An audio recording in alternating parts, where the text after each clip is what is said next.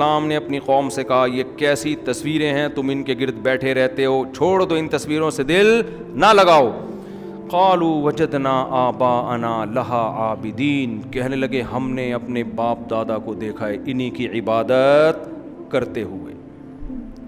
ہندو کیوں ہندو ہے؟ اس لیے کہ ابا بھگوان رکھتے ہیں، دادا بھی بھگوان، وہ جو گھروں میں بت رکھتے تھے، اس بیس پر ہے، دلیل اور عقل کی بیس پہ نہیں ہے۔ آج کل یوٹیوب پہ ہندوؤں کے کچھ کرتب آ رہے ہیں، فیس بک پہ آتے ہیں نا کہ وہ پنڈت جی نے یہ کر کے پڑھا دیا، یہ پڑھ دیا تو وہ خبریں صحیح نکلیں، وہ کہہ رہے یار یہ تو بالکل صحیح خبریں ہیں، تو گویا غیب کا علم۔ تو خوب سمجھ لیں، جو ہندو حضرات ہیں ان کی خدمت میں گزارش کر رہا ہوں، یہ کام مسلمان مولوی کریں یا ہندو پنڈت کرے، یہ دونوں دو نمبر ہیں، سمجھتے ہو؟ مسلمانوں میں بھی ایسے پیر و مرشد ہوتے ہیں جو بتا رہے ہوتے ہیں کہ یہ ہو جائے گا، یہ ہو جائے گا، اور ویسا ہو رہا ہوتا ہے، اور ہندوؤں میں بھی ایسے پنڈت ہوتے ہیں جو آپ کو اس طرح کے کرشمے دکھا رہے ہوتے ہیں، چاہے مسلمان روحانی علاج والا ہو جس کو میں پیار سے ٹوپی ڈرامہ کہتا ہوں، چاہے وہ پنڈت ہو، یہ دونوں ایک نمبر کے کیا ہیں؟ چور ہیں۔ یہ میں اس لیے کہہ رہا ہوں کہ ہندو برادری یہ نہ سمجھے کہ ہمارے مذہب کے رہنماؤں کو برا کہہ رہا ہے، بھائی یہ مسلمانوں میں ہو یا آپ میں ہو، یہ دونوں کیا ہیں؟ یہ کرشمے ہوتے ہیں، یہ شعبدے ہوتے ہیں، یہ شعبدے ہوتے ہیں۔ شعبدہ سمجھتے ہو؟ اب یہ ہندو لوگ گاری اردو بھی نہیں سمجھتے نا، شعبدہ نظر کے دھوکے ہوتے ہیں، یہ پہلے سے بندے رکھے ہوئے ہوتے ہیں، اپنے ہی لوگوں کو انہوں نے قائل کیا ہوا ہوتا ہے۔ چھوڑ دو، انسانوں کو فالو مت کرو، قانون سازی کرنے کا حق کس کو ہے؟ اس خدا کو ہے جس نے اس کائنات کو بنایا، اور وہ اکیلا ہے، اس کے ساتھ کوئی شریک نہیں ہے۔ پھر بھی یقین نہیں آتا، پی کے فلم دوبارہ دیکھ لو جا کے، سمجھ رہے ہو؟ فلمیں دیکھنا حرام ہے، ناجائز ہے، لیکن اگر دیکھنی ہی ہے نا، جیسے ہم کہتے ہیں ڈرامہ اگر دیکھنا ہی ہے تو اردول دیکھ لو، تو اگر فلم کسی ہندو نے دیکھنی ہی ہے تو پی کے دیکھ لو، 100% یقین آ جائے گا۔ اور پی کے دیکھو بغیر پیے، ایسا نہ ہو پی کے دیکھ رہے ہیں بیٹھ کے، یار وہ فلم دیکھ رہے ہیں پی کے، پھر تھوڑی سمجھ میں آئے گی، تو بغیر پی کے دیکھ لو، صحیح ہے نا؟ بعض چیزیں فلمیں سکھا دیتی ہیں۔ مجھے اس کا شارٹ کلپ کسی نے دکھایا، شارٹ کلپ اس فلم کا نا، اس کا جو مشہور اداکار تھا، نام میں لینا مناسب نہیں سمجھتا، اس کا جو مشہور وہ تھا نا کہ اس نے وہ سموسہ 50 روپے والا بھگوان، اور پتہ نہیں کیا تھا اس میں، وہ عجیب چکر میں بیچارہ خلائی مخلوق سے آیا ہوا آدمی عجیب مصیبت میں، ٹینشن میں آ گیا نا کہ 50 روپے والا تو 100 روپے والا۔ اچھا انہی دنوں میں تھائی لینڈ گیا تھا، تو وہاں ہول سیل ریٹ پہ بھگوان مل رہے تھے، میں گیا اندر، بہت سارے بھگوان بیٹھے ہوئے ہیں، اور 4 بھگوانوں پہ ایک فری مل رہا تھا۔ تو خیر میں نے کہا یار یہ عجیب سی چیز ہے، ہندوؤں میں پڑھے لکھے لوگ بھی تو ہیں، تو بھائی تم کیوں اس چیز کو فالو کر رہے ہو؟ کیوں اپنے مذہبی رہنماؤں کو فالو کر رہے ہو؟ ہم تو مسلمانوں کو بھی کہتے ہیں، مسلمانوں میں بھی جو 2 نمبر قسم کے مذہبی رہنما ہیں جو اپنی دکانیں چلا رہے ہیں ان کو فالو مت کرو۔ اس میں ہم ہندو مسلمان کی بات نہیں کر رہے، ہم کہہ رہے ہیں ایسی شخصیت کو فالو مت کرو جو تمہیں سیدھے راستے سے ہٹا رہا ہے، ایسے لوگوں کو فالو مت کرو، چاہے وہ مسلمان میں ہو چاہے وہ ہندوؤں میں ہو۔ وہ کتنی زبردست بات اس نے بتائی نا کہ میں صرف ایک خدا کو مانتا ہوں جس نے سب کو بنایا، میں صرف اس خدا کو مانتا ہوں۔ تو ابراہیم علیہ السلام کا بالکل یہی مکالمہ ہو رہا تھا اپنی قوم سے۔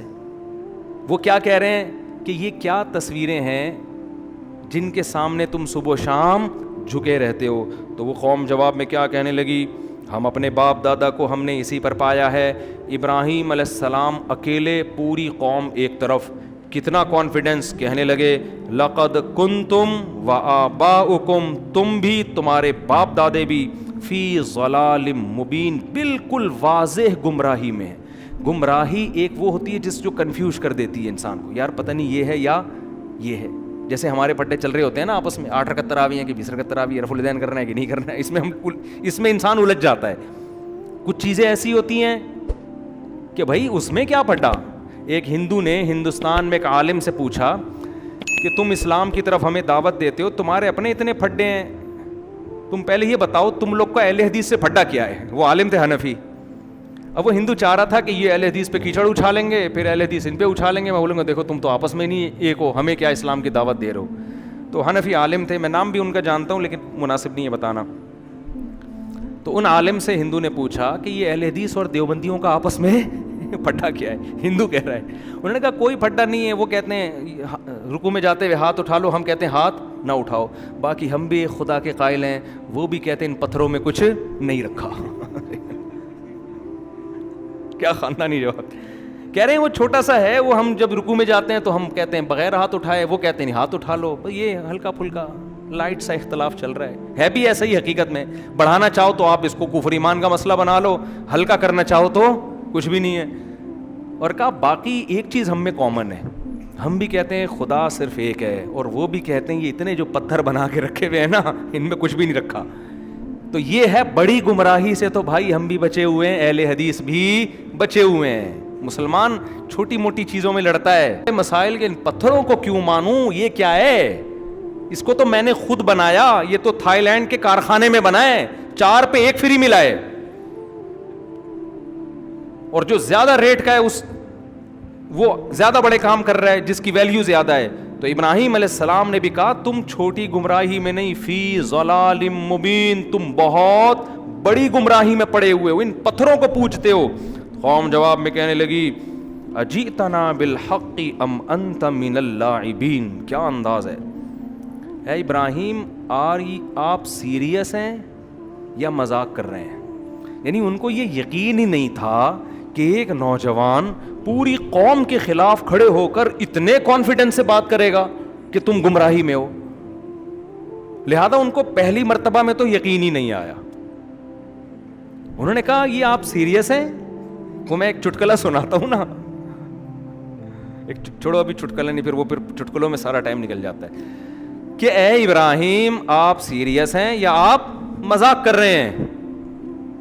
ابراہیم علیہ السلام نے کہا نا مذاق نہیں کر رہا, ربکم رب السماوات والارض, ایک خدا ہے جس نے آسمانوں اور زمین کو بنایا, وانا علی ذالکم من الشاہدین, اور میں اس پر گواہی دے رہا ہوں. گواہ کسے کہتے ہیں؟ جس نے اپنی آنکھوں سے دیکھا ہو. گویا میں نے اپنی آنکھوں سے دیکھا ہے, یعنی اتنا یقین ہے جیسے اپنی آنکھوں سے دیکھا, میں تو اس پر گواہی دے رہا ہوں. اشہدو, میں گواہی دے رہا ہوں. تو جو مذاق کر رہا ہوتا ہے وہ گواہی کے لفظ استعمال نہیں کرتا, وہ قسمیں نہیں اٹھاتا. میں حلفیہ بولتا ہوں کہ وہ ایک اکیلا خدا ہے جس نے آسمانوں اور زمین کو بنایا. یہ تو بنے ہوئے ہیں, بنانے والے تھوڑی ہیں. اور پھر ابراہیم علیہ السلام نے دل میں کہا وَتَاللَّهِ لَأَكِيدَنَّ أَصْنَامَكُمْ بَعْدَ أَن تُوَلُّوا مُدْبِرِينَ. تم ابھی جا رہے ہو اپنے کسی فنکشن میں, جب واپس آؤ گے تو میں تمہارے بتوں کی گت بنا کے رکھوں گا. انہوں نے ایک سوچا ورک شاپ کرواؤں میں ان کو, لیکن یاد رکھو یہ ہمارے لیے جائز نہیں ہے, یہ ابراہیم علیہ السلام ہی کے لیے تھا. ایسا نہ ہو آپ کسی ہندو کے مندر میں جا کے بتوں کو آڑا ترشا کر دیں, شریعت میں آپ کو اس کی اجازت نہیں ہے. تو ابراہیم علیہ السلام نے کیا کیا کہ قوم جانے لگی, کوئی میلہ تھا ان کا, قوم نے کہا کہ آپ بھی چلیں, آپ نے کہا میری طبیعت خراب ہے. طبیعت خراب کا مطلب یہ تھا کہ یہ تمہارے بتوں کو دیکھ دیکھ کے میری طبیعت خراب ہے. یہ اس کو کہتے ہیں توریہ, کہ آپ زبان سے کوئی لفظ استعمال کر رہے ہیں, آپ اس کا مطلب کچھ اور لے رہے ہیں, سامنے والا اس کا مطلب کچھ اور. تو انہوں نے چھوڑ دیا, چلو بھائی ٹھیک ہے. تو ابراہیم علیہ السلام نے کیا کیا, جا کے فجعلہم جذاذاً, سارے بتوں کو جتنے اس کے اندر رکھے ہوئے تھے سب کو, کسی کو ٹنڈا کسی کو لنجا کر دیا, کسی کی آنکھ پھوڑ دی, کسی کے کان کاٹ دیا, کسی کے بازو کاٹ دیے. سب کا نا جو مینوفیکچرنگ فالٹ تو ان میں نہیں تھا, لیکن بعد میں سب کو کیا کر دیا, فالٹ. اور جو بڑا والا بت تھا نا جو ذرا مہنگا تھا, وہ بالکل اس کو کچھ نہیں کیا, اس کے کلاڑے میں جا کے اس کے گردن میں جا کے کلہاڑا لٹکا دیا. اب جب وہ لوگ واپس میلے سے آئے ہیں کہنے لگے من فعل ھذا بآلہتنا انہ لمن الظالمین, جس نے ہمارے خداؤں کے ساتھ, بھگوانوں کے ساتھ یہ کیا وہ تو بڑا ظالم ہے. کون ہے؟ تو لوگوں نے کہا بھائی ایک ہی بندہ ان کو برا کہتا ہے جس کا نام ابراہیم ہے, اسی کا کام ہوگا یہ. تو لوگوں نے کہا سب کے سامنے لے کر آؤ تاکہ سب کے سامنے جرم کا اقرار کرے اور اس کو سزا ملے. تو ابراہیم علیہ السلام کو لایا گیا, نوجوان تھے, سب کے سامنے لایا گیا. انت فعلت ھذا بآلہتنا یا ابراہیم, اے ابراہیم آپ نے کیا یہ سب کچھ؟ ابراہیم علیہ السلام نے کہا فعلہم کبیرہم ھذا, یہ جو بڑا والا ہے نا ٹھیک ہے,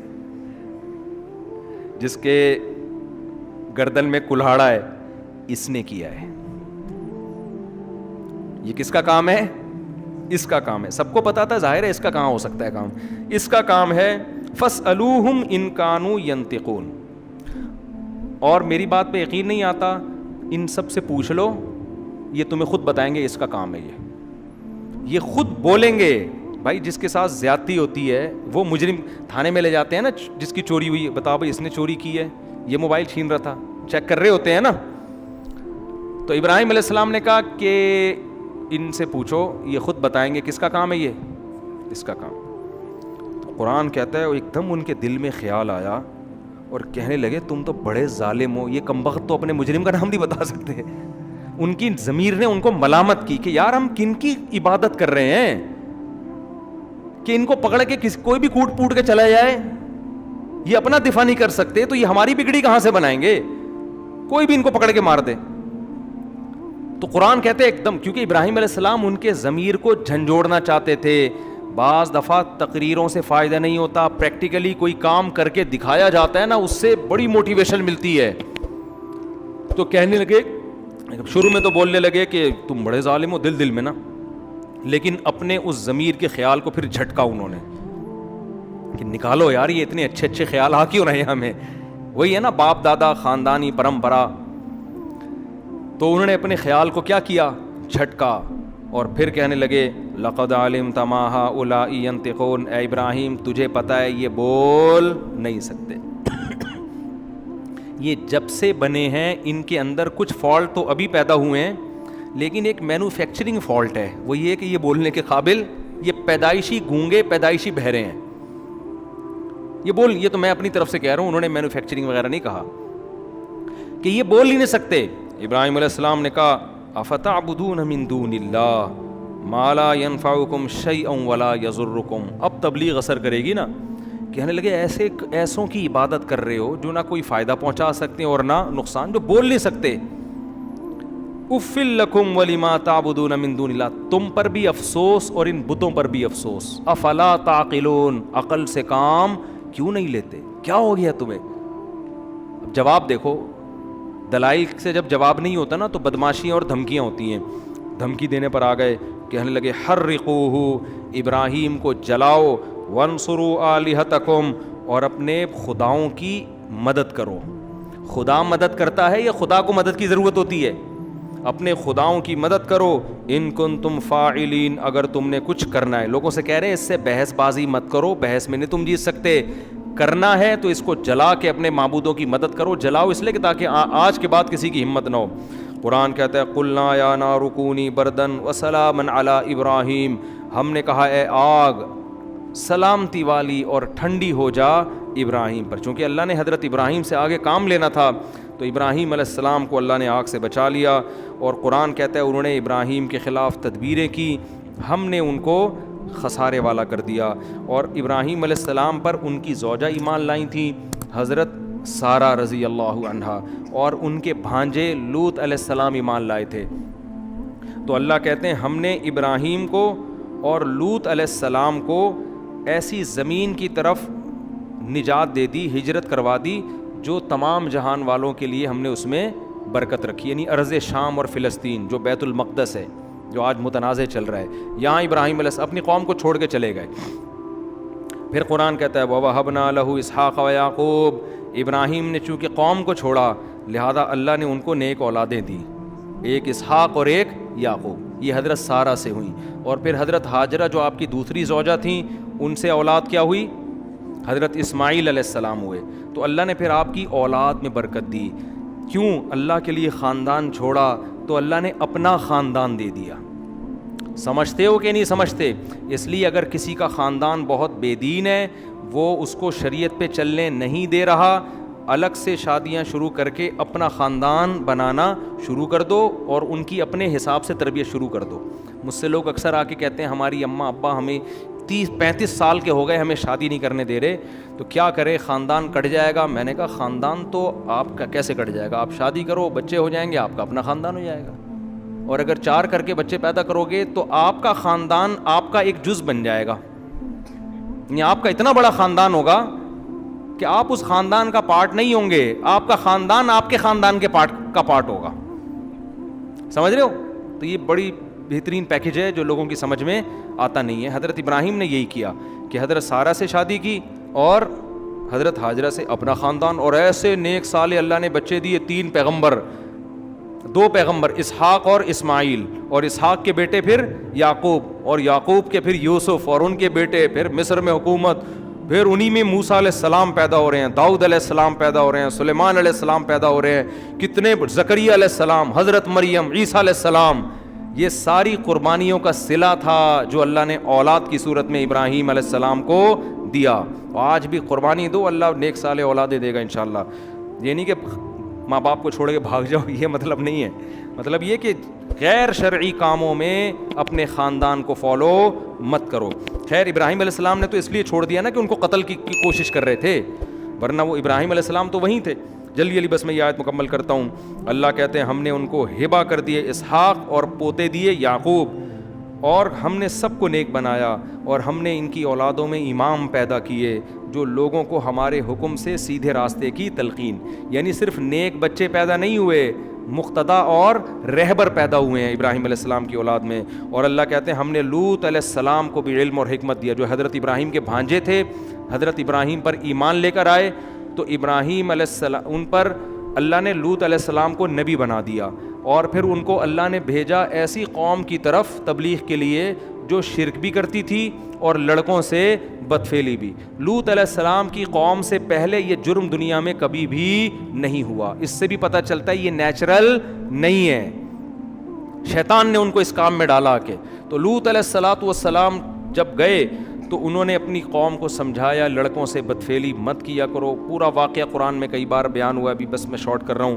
قرآن کہتا ہے ہم نے پھر لوط کو نجات دے دی اور ان کے گھر والوں کو بھی, سوائے ان کی بیوی کے, ان کو نجات دی ہم نے ایسی قوم سے کانت تعمل الخبائث, جو پلید عمل کیا کرتی تھی.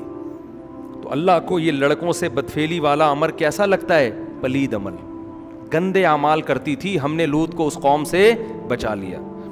اور کیوں؟ انہ وادخلناہ فی رحمتنا, اور ہم نے لوط کو اپنی رحمت میں داخل کر دیا کیونکہ وہ نیک لوگوں میں سے تھے. اب جلدی 2-4 منٹ میں بیان کرتا ہوں کہ قرآن کہہ رہا ہے کچھ پیغمبر ایسے آئے جن پر بڑی مشکلات تھیں, انہوں نے مشکلات میں ہمیں پکارا, کسی بت کو نہیں پکارا, مزاروں پہ نہیں گئے, سیدھا انہوں نے اللہ سے دعائیں مانگی اور اللہ نے ان کی پکار کو پورا کیا. تو یہاں سے شروع کرتا ہے قرآن, نوحن اذ نادی من قبل, نوح علیہ السلام 950 سال تبلیغ کرتے کرتے قوم نے ٹینشنیں دیں, نوح نے ہمیں پکارا کہ اللہ اس قوم سے نجات دے دے مجھے. فاستجبنا لہ, ہم نے ان کی پکار کو سنا. فنجیناہ واہلہ من الکرب العظیم, ان کو اور ان کے گھر والوں کو بہت بڑے عذاب سے ہم نے بچا لیا, بہت بڑے عذاب سے. عذاب سے مراد یہ کہ جو ٹینشن قوم نے دی ہوئی تھی. اور وداؤد و سلیمان, اور اے نبی داؤد اور سلیمان کا بھی تذکرہ کریں. ایک کھیت میں بکری نے گھس کے کچھ نقصان کیا تو کیس آیا داؤد اور سلیمان علیہ السلام کے پاس. حضرت داؤد نے جو فیصلہ کیا اس کے بجائے آپ کے بیٹے حضرت سلیمان کا فیصلہ زیادہ اچھا تھا. تو قرآن نے ان کی تعریف کی کہ بیٹے نے جو کام کیا وہ باپ کے فیصلے سے بھی اچھا. لیکن قرآن کہتے ہیں ہم نے دونوں کو علم دیا, اور ہم نے داؤد علیہ السلام کے لیے پہاڑوں کو مسخر کر دیا اور پرندوں کو بھی. پرندے اور پہاڑ, داؤد علیہ السلام جب تسبیح پڑھتے تو پرندے بھی اور پہاڑ بھی ان کے ساتھ لا الہ الا اللہ کا ذکر کرتے. یہ معجزہ تھا داؤد علیہ السلام کا. یہ معجزے کیوں ملے یہ میں پہلے درسوں میں بیان کر چکا ہوں. داؤد علیہ السلام کی بہادری تھی نا, جالوت کو قتل کیا تھا انہوں نے, بھول گئے کیا آپ لوگ؟ اچھا آگے قرآن کہہ رہا ہے وَعَلَّمْنَاهُ صَنْعَةَ لَبُوسٍ لَكُمْ, اور ہم نے ان کو زرہیں بنانا سکھایا داؤد علیہ السلام کو جنگوں کے لیے. تلواریں اثر نہ کریں, لوہے کے لباس, لوہے کی ٹوپیاں بناتے تھے داؤد علیہ السلام. لوہا ہاتھ میں پگھلا دیا تاکہ سخت لڑائیوں میں یہ لوہا کام آئے. دیکھو اللہ نے کیسے اسباب کے ساتھ جوڑا ہے نا جہاد کو. اللہ یہ بھی کر سکتا تھا اے داؤد ہماری مدد آپ کے ساتھ ہے, آپ کو کیا جنگی ٹوپی کی اور جنگی ڈریس کی ضرورت ہے, آپ جائیں ایسے ہی جائیں, اللہ کی مدد خود بخود آسمان سے اترے گی. بھائی جو آپ کر سکتے ہیں آپ کو کرنا پڑے گا. جب میدان میں تیر چلتے ہیں, تلواریں چلتی ہیں تو گوشت پہ لگیں گی تو گوشت کٹے گا, تو اس کے لیے ڈیفینس ہے. ہمارے نبی بھی جنگی ٹوپیاں پہن کے میدان جہاد میں جاتے تھے. آج گارڈ رکھنے کو توکل کے خلاف لوگ سمجھتے ہیں, اور اسلحہ رکھنے کو توکل کے خلاف سمجھتے ہیں تو یہ پاگل ہونے کی بہت بڑی دلیل ہے. ہمارے نبی صلی اللہ علیہ وسلم جب فتح مکہ میں داخل ہوئے نا جنگ میں, تو آپ صلی اللہ علیہ وسلم نے عام معافی کا اعلان کیا, لیکن کچھ لوگوں کے بارے میں کہا جہاں پاؤ قتل کر دو. تو ابن خطل تھا غالباً, ایک بڑا بدبخت صحابی نے کہا یا رسول اللہ وہ غلاف کعبہ سے پکڑا ہوا ہے اس نے اور پناہ مانگ رہا ہے. تو آپ اپنی جنگی ٹوپی اتار رہے تھے, اس وقت جنگ ختم ہو گئی تھی نا, اور آپ نے فرمایا کہ وہیں قتل کر دو اس کو. تو یہ بھی ہمارے نبی کی سیرت کا ایک پہلو ہے کہ ہر بدماش کو آپ نے معاف نہیں کیا, عام معافی دی. کچھ ایسے بڑے بدبخت تھے ان کو آپ نے معاف نہیں کیا, سمجھتے ہو. تو تبھی کہتے ہیں نا, نہ اتنے میٹھے بنو کہ لوگ کھا کے ختم کر دیں, نہ اتنے کڑوے بنو کہ لوگ تھوکنا شروع کر دیں. اخلاق کی بھی ایک باؤنڈری ہے اور انتقام کی بھی ایک باؤنڈری ہے. اصل تو معاف کرنا ہی ہے, افضل تو یہی ہے, لیکن اس کی بھی ایک لمٹ ہے. خیر, ہمارے نبی جنگی ٹوپی پہنا کرتے تھے میدان جہاد میں تاکہ سر پہ تلوار اثر نہ کرے. تو آج کہتے ہیں کہ نہیں جی ہیلمٹ پہن کے بائک نہیں چلاؤ, بڑا فنٹر بنا ہوتا ہے, ویلیاں بھی لگا رہا ہے. ہم بچپن میں کبھی ڈیفینس جاتے تھے, وہ لڑکوں کی ریسنگ ہو رہی ہوتی تھی, تو ایک ویلی لگا رہا تھا, سر کھل گیا اس کا, بہت بڑا فنٹر بنا ہوا تھا کہ 3 دفعہ سر کھلا تھا اس کا. سر کھلنا سمجھتے ہیں, نیچے گرا اور سر پھٹ گیا. اس کے ابا نے پھر پابندی لگائی, پھر بھی لگا رہا تھا ویلی. اب تک میرا خیال ہے انا للہ ہو چکا ہوگا.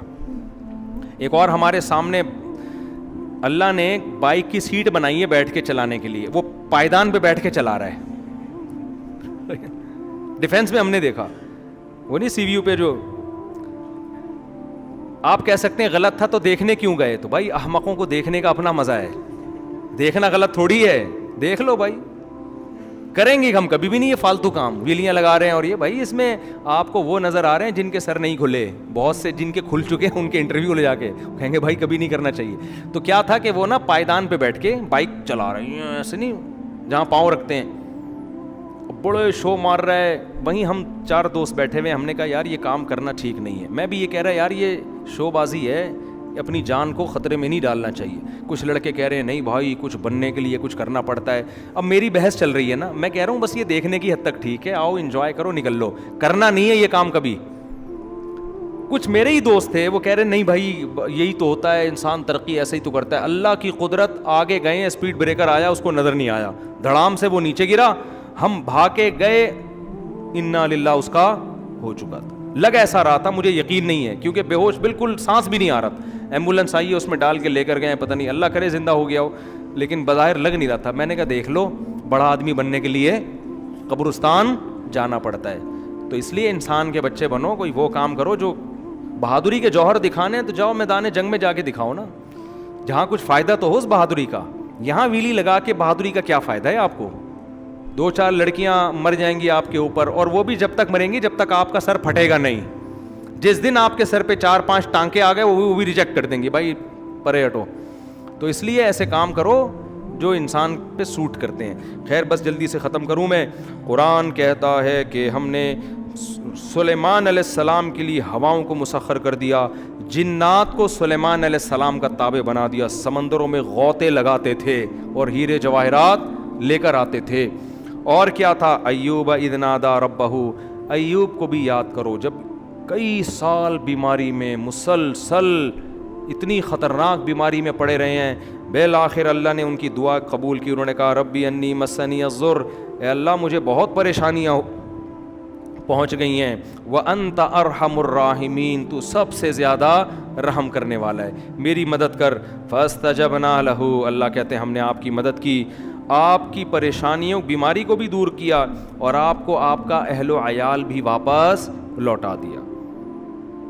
اور پھر اللہ نے حضرت اسماعیل ادریس علیہ السلام کا ذکر کیا اور ذوالکفل علیہ السلام کا, اور 2 بس مختصر.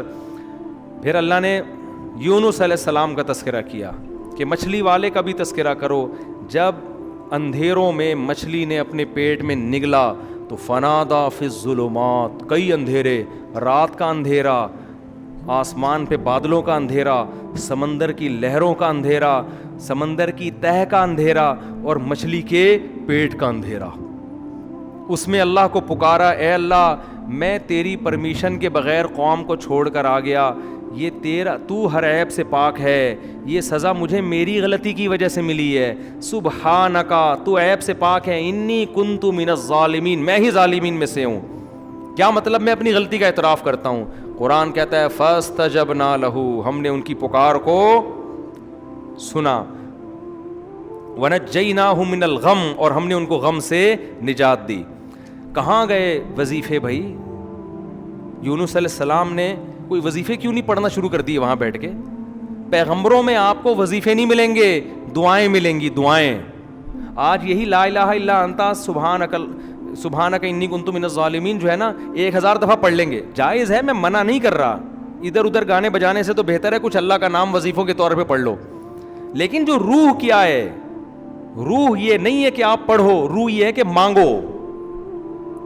یونس علیہ السلام نے لا الہ الا انت کا وظیفہ نہیں پڑھا، بلکہ اللہ سے دعا مانگی عاجزی کے ساتھ کہ مجھے بچا لے اس غم سے، تو اللہ نے بچا لیا. پھر قرآن کہتا ہے، اور زکریا کا بھی تذکرہ کریں، بڑھاپے میں بیوی بانجھ اور اللہ سے دعا مانگ رہے ہیں، اے اللہ مجھے اکیلا نہ چھوڑ، تو بہترین وارث ہے، مجھے بھی کوئی وارث دے دے.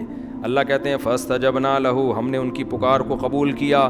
بڑھاپے میں ووہبنا لہ یحییٰ، ہم نے ان کو یحییٰ علیہ السلام دیے، اور ہم نے ان کی بیوی کو صحت دے دی، بانجھ پن دور کر دیا، بڑھاپا بھی ختم کر دیا. کیوں؟ یہ ایسے عجیب و غریب کام ان کے لیے کیوں ہو رہے تھے بھائی؟ نارمل لوگوں کے لیے عام طور پر ایسا ہوتا نہیں ہے بڑھاپے میں اولاد مل رہی ہو. قرآن کہتا ہے انہم کانوا یسارعون فی الخیرات، زکریا علیہ السلام اور ان کی بیوی نیکیوں میں ایک دوسرے سے آگے بڑھتے تھے، صدقات و خیرات میں، نماز میں، عبادت میں، تلاوت میں، یہ ایک دوسرے سے آگے. وَيَدْعُونَنَا رَغَبًا وَرَهَبًا، اور یہ ہمیں اللہ کی امید اور خوف سے دعائیں مانگا کرتے تھے ہم سے. تو اس سے کیا پتہ چلتا ہے؟ وَكَانُوا لَنَا خَاشِعِينَ، اور ہم سے ڈرتے تھے. اس سے پتہ چلتا ہے جس گھر میں اللہ کی عبادت ہو، صدقات و خیرات کا معمول ہو، اور جس گھر میں دعائیں مانگنے کا معمول ہو، تو پھر ان کے ساتھ اللہ تعالیٰ ایسے معاملات کرتے ہیں جو دوسروں کے ساتھ نہیں کرتے. بڑھاپے میں اولادیں مل رہی ہیں ان کو، اور آج گھروں میں یہ سارا ماحول کیا ہو گیا ہے؟ ختم. ہر وقت موبائل گیم چل رہے ہوتے ہیں، ڈرامے چل رہے ہوتے ہیں، گانے چل رہے ہوتے ہیں، فلمیں چل رہی ہوتی ہیں. تو پھر اللہ کی مدد کہاں سے آئے گی بھائی؟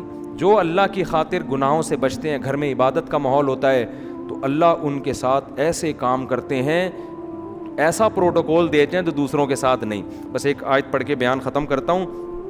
ابراہیم علیہ السلام کو جب بوڑھاپے میں اولاد کی خوشخبری ملی ہے نا، قرآن کہتا ہے کہ فرشتے جب ابراہیم علیہ السلام کے پاس آئے انسانی شکل میں، بچڑا سامنے رکھا، فرشتوں نے کھایا نہیں. ابراہیم علیہ السلام گھبرا گئے کہ یہ دشمن تو نہیں ہے.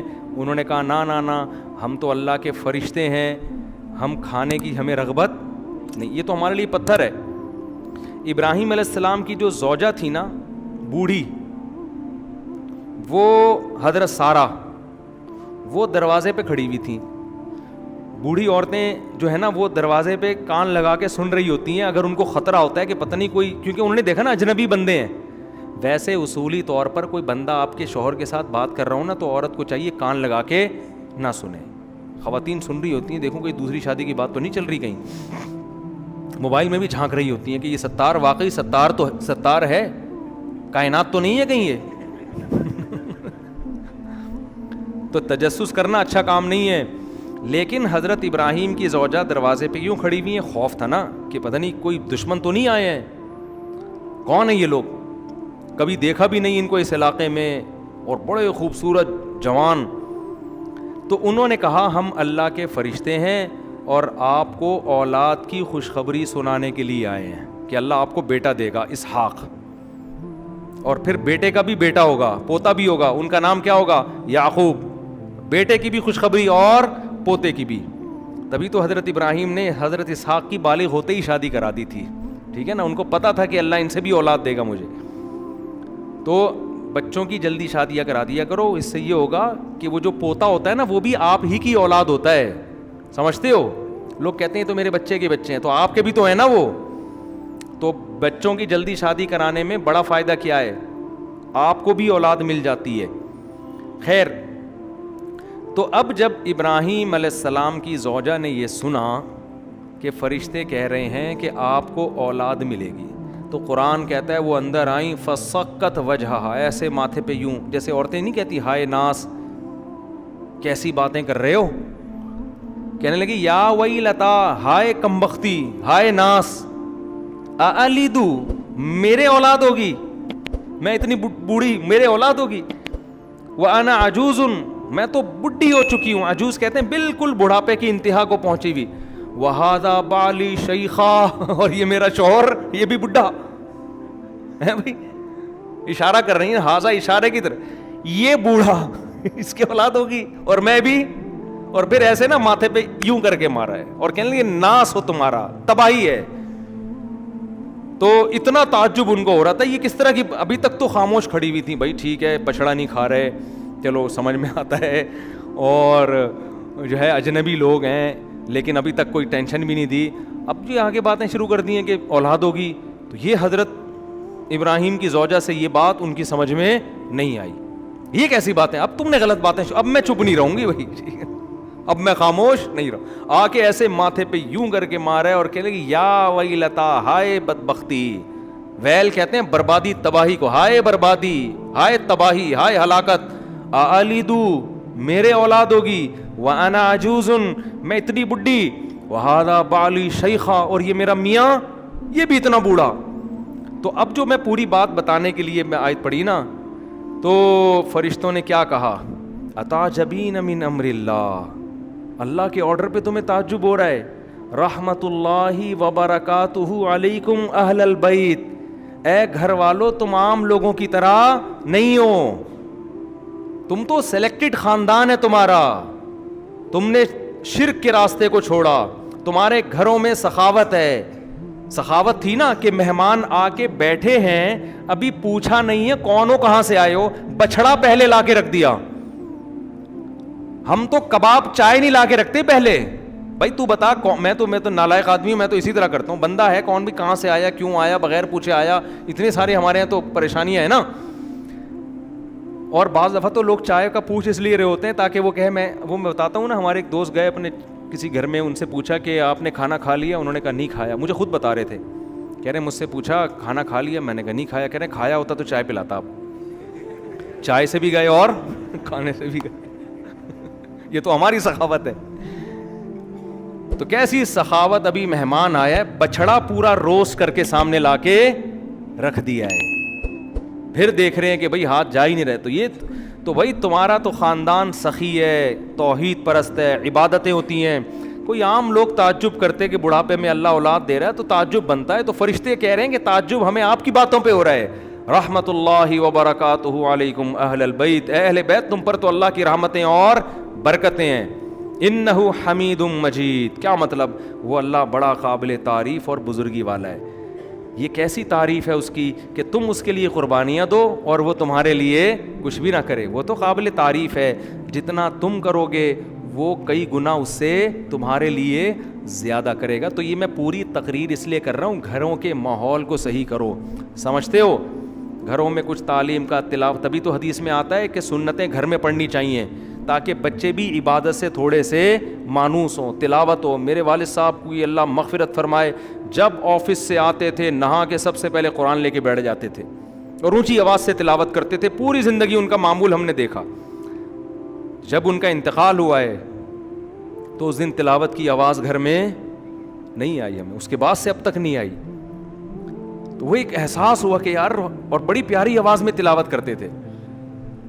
تو ایک دم احساس ہوا کہ یار ہمارے گھر سے ایک رونق چھن گئی. یہ روزانہ ان کا معمول تھا, اور ایک خاص اسٹائل میں بیٹھتے تھے, ٹوپی اتار کے, ٹھیک ہے نا, کیونکہ گرمی ان کو بہت لگتی تھی. ٹوپی اتار کے بالکل گریبان کھول کے ایسے بیٹھ کے, حافظ تھے ماشاءاللہ, تو روزانہ پابندی سے قرآن کی تلاوت کرتے. تو جب انتقال ہوا, اور انتقال سے پہلے بھی تلاوت کر کے گھر سے گئے ہیں, پہلے تلاوت کی گھر میں, پھر تلاوت ختم کر کے وضو کیا, نماز پڑھنے کے لیے گئے, عشاء کی نماز میں بیٹھے ہوئے صف ہی میں ہارٹ اٹیک ہوا اور اسی میں ان کا انتقال ہو گیا. اللہ تعالیٰ مغفرت فرمائے. تو میں جو اصل بات عرض کر رہا ہوں کہ گھر میں تلاوت کا معمول ہوگا, نماز کا معمول ہوگا, بچے بھی یہ چیزیں کیا کریں گے, اڈاپٹ. اور اگر گھر میں ہر وقت ٹی وی چل رہا ہے, ہر وقت ڈرامے چل رہے ہیں, تو میرے بھائی پھر گھر میں